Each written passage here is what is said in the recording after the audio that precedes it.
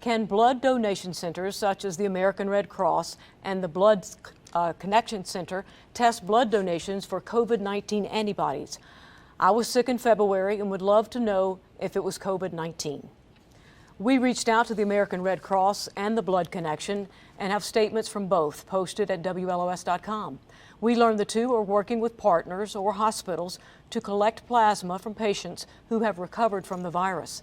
The antibodies in the plasma could help treat patients with serious or life-threatening COVID-19 infections.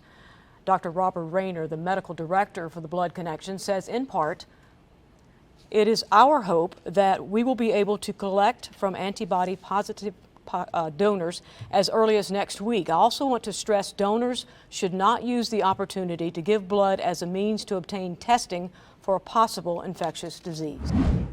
The Forest Service and National Park Service have just closed a lot of trails and parking areas in the last couple of days.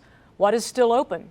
News 13 previously reported that trails and most roadways along the Blue Ridge Parkway had been open. But last week, many of those hiking places and parking lots and sections of roadways closed down. We also noticed spots like Bent Creek have now blocked off most parking lots and trails. Several trails within the state park system are also closed. Why haven't people on Social Security who have direct deposit received their payments? A timeline released on April 16th says additional rounds of payments are being made weekly through direct deposit and paper checks. This week, the IRS began issuing paper checks, but it could take up to 20 weeks before all of them are distributed.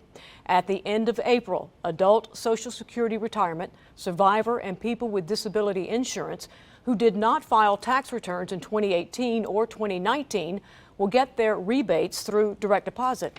And adults who get supplemental security income will receive their rebates by early May. Rallies calling for Governor Cooper to reopen North Carolina and what some businesses in South Carolina are planning as they prepare to reopen. But first, rent concerns are on the rise as the pandemic continues. As we near the end of the month, some small business owners aren't sure they have enough money because of the hit they've taken with stay-home orders in place. News 13's Caitlin Pinter spoke with a commercial real estate broker. And Caitlin, she says it's going to be a more difficult time in the future. Yeah, broker Carla Barnard says that in March and April, for the most part, landlords and small business tenants worked out their rents. But in May and beyond, there's a lot of uncertainty. This week and the next 2 weeks are going to be a critical time. Commercial real estate broker Carla Barnard says although there is no common approach by landlords on how they help their tenants with rent right now, many have been offering deferrals and rent cuts. I'm really fortunate that the 4 landlords that we have are local people in Asheville, so I feel like there's a really solid connection. Charles Hodge owns Sovereign Remedies, Old Shakey's, Asheville Beauty Academy, and the Make Space.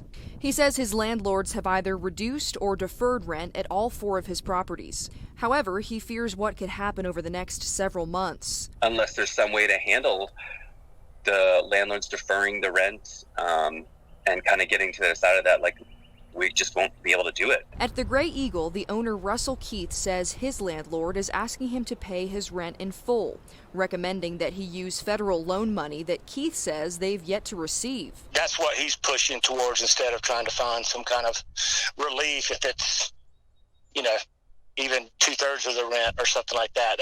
That hasn't been discussed at all.